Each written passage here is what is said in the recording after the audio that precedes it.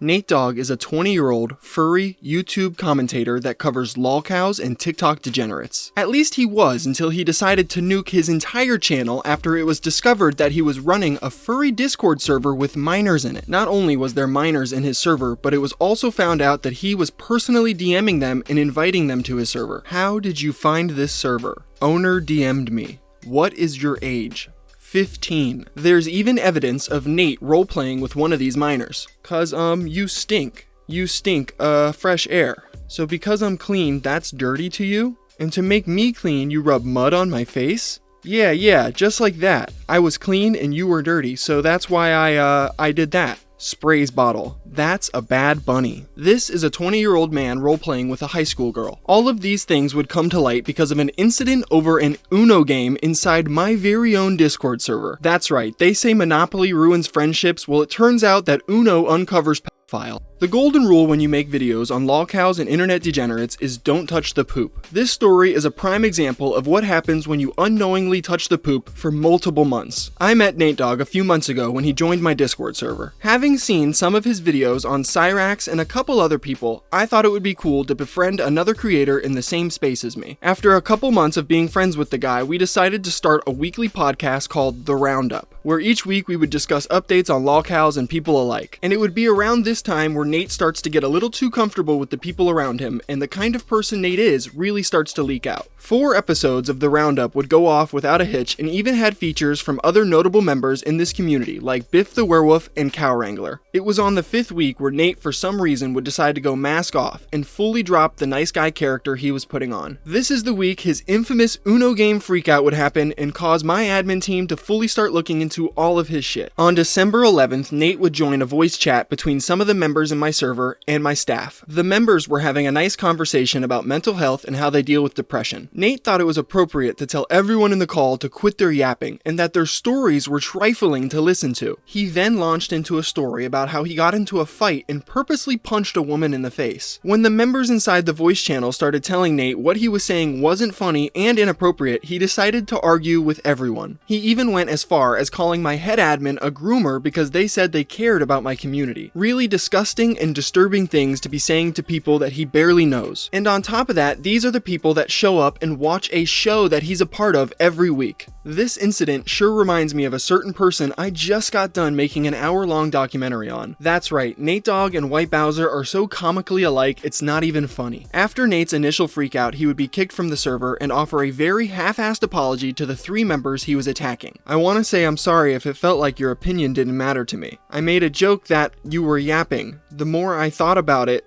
I just felt bad for not to think that I was saying. I feel better now, don't worry, but if I can say anything wholesome from the heart, it is that you matter and the world needs you. In less than 48 hours after the first freakout on the night of the 13th, Nate would join my server again and go back into a voice chat with the same exact group of people. This time my staff and other members were playing Discord Uno, and this is where Nate's story explodes. Being unable to cope with losing a few rounds of Uno, Nate seemingly blows a gasket. He starts spouting off and screaming at everybody in the call, and then he would go on to dox one of the members' personal information that was told to him in private. Over the course of 30 minutes, he would be muted and kicked from the voice channel over 20 times. And he would join the voice channel one last time to announce to everyone that he has nothing to apologize for, and then he was swiftly kicked from my server. It was at this point all of Nate's antics would be brought to my attention from everyone that was involved. And upon learning all the horrible things Nate was doing and saying inside my server to my community members,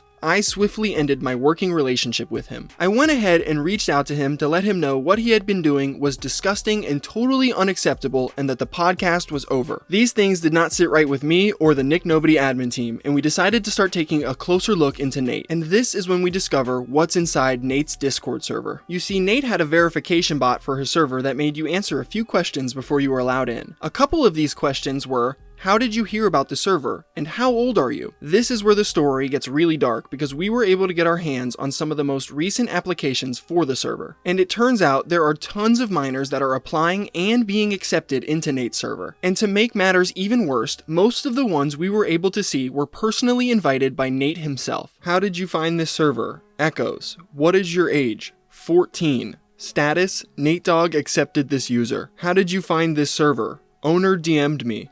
What is your age?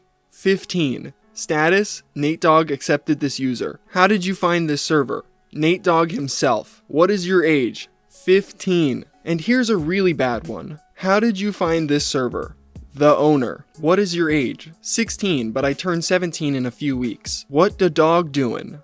Cuddling with me. Yeah, I could only imagine why this 16-year-old would put that she's cuddling with Nate on her application. If that's not incredibly suspicious, I don't know what is. Another incredibly suspicious thing is a message NateDawG would post himself. No discussing of ages in the server, please. This is really disgusting when you find out Nate had dating roles his members could assign, being single, taken, and searching for someone. So Nate created this dangerous environment where minors and adults can freely interact with each other and see if they're looking to date each other. But they're not supposed to talk about each other's age. How Nate can't see this as a giant red flag and a huge problem, I don't know. One of the first things we saw in his general chat is this conversation. Fuck off. Never. Suck dick. Bet. I'll suck yours first. I'm 14. LMAO. Always works. But he was 18 in dog years. How Nate was able to make an hour-long documentary on the White Bowser all while having a Discord full of minors in it himself is absolutely insane to me. And he was actively messaging these minors and inviting them to his server himself. There's another thing we found inside Nate's Discord server, and that's the infamous Beans channel. In this channel, you can find furry foot fetish art that was open and on display for minors to look at. While there isn't any drawn genitalia on these animals, it is clearly foot fetish art. Something you shouldn't be sharing to minors. Another thing we caught Nate doing is role-playing with a 17-year-old. And how did we get our hands on these chat logs between Nate and this minor? Nate himself sent these to us to prove that there was nothing inappropriate going on, so let's read a few of them. Yeah, how are you? I'm fine, I guess. What about you? I am good. Great to know. Yeah, hugs. Yeah. I want bunny drawing. I want Nate. Why do you want me? And we can see that it was edited, so Lord knows what that original sentence was. 'Cause, you stink. You stink, fresh air. So because I'm clean, that's dirty to you? And to make me clean, you rub mud on my face? Yeah, just like that. I was clean and you were dirty, so that's why I did that. Sprays bottle. That's a bad bunny. Why? I'm a very good bunny. Proof? Yeah, guys. Nothing going on here. Nothing at all. After all this information was leaked to the public on December 15th, it was pretty much the end for Nate. Smokey MCC learned about the situation and tweeted this. Jesus Christ, NateDawG. F***ing Earl 2.0. Nate would private all of his videos and private his Discord server following these revelations and go radio silent for the day. On the morning of December 16th, Nate would post an apology video to prove his innocence. I am making this video because it's come to my attention that my content of character is completely bad. I want to set the record straight with everyone. I want to start where this all began, on a Discord VC call. In this apology video, Nate would go on to describe what happened in his own words. And then he would release tons of DMs he was having back and forth with a minor that he was caught role-playing with.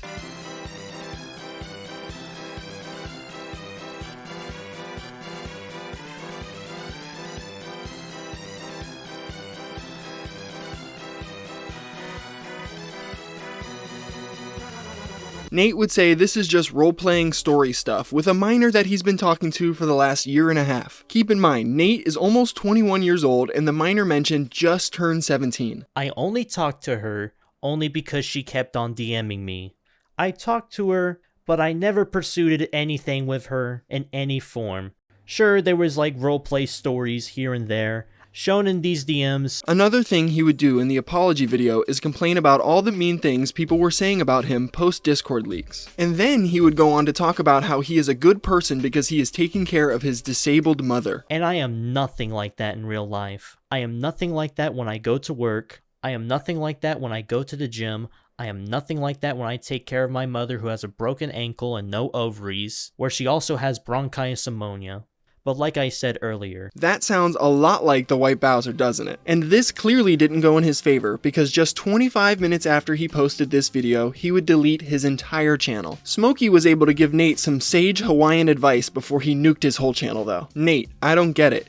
You knew the Bowser story well enough to make an hour-long documentary. I just watched this video again and you literally sound like Earl. I get that in your mind, everyone else is crazy, but I guarantee you I'm not the only one who makes that correlation. If you want to try and explain yourself, don't do it in a video like this. Let people ask you questions. I'm sure plenty of shows would have you on to explain yourself, but if you just make this statement and run, it's only going to make you look more guilty. So, as of right now, NateDawG has disappeared. He's deleted his YouTube, his Twitter, and his Discord is currently private. Nothing says not guilty like deleting all of your stuff and then hiding. This is not where the story ends, however. On the same day Nate would post his apology video and delete his channel, I would do a live stream covering the entire thing that went down. And less than 12 hours after this stream ended, it would be mass flagged for harassment and cyberbullying and would be taken down by YouTube. And I can only wonder who's behind that. The last insane thing that happened in this story is a troll named Spooky managed to get Cyrax to talk about NateDawG. Well, first off, dude, obviously I do have friends that are, in the furry community that are genuinely good people. So, Nate, by you doing that, bro, you're making them look bad, bro. Like, you're giving that community a bad fucking name, first off, and that's not good. Second off, how are you gonna go after White Bowser when you yourself are a literal known pedo, bro? Like, what the fuck is up with that? Like, that's just, you can't be doing that, bro. He got caught over a game of Uno because he got salty because he was losing Uno. Really? Wait, how the hell do you get caught during a game of Uno, bro? What the fuck?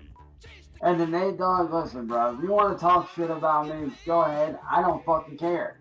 Because I don't know who you are. You're not even a blip on my fucking radar, dude. Like, I am literally, and even Spooky here can attest to this, unlike you, dog, I am literally a worldwide name, man. Like, I am known all over the fucking world. And my name has been fucking cleared, by the way. Thank you to Tibbs. What up, Tibbs? But, yeah, Nate, like, you're fucking with the wrong people on this one, dude. You don't think that I don't have the manpower to call your ass out? Oh, trust me, I've got the manpower to do so, boy. And I will do so. If you do not stop your fucking shit, I will personally call you the fuck out and put your shit to shame, dude, because what you're doing ain't cool.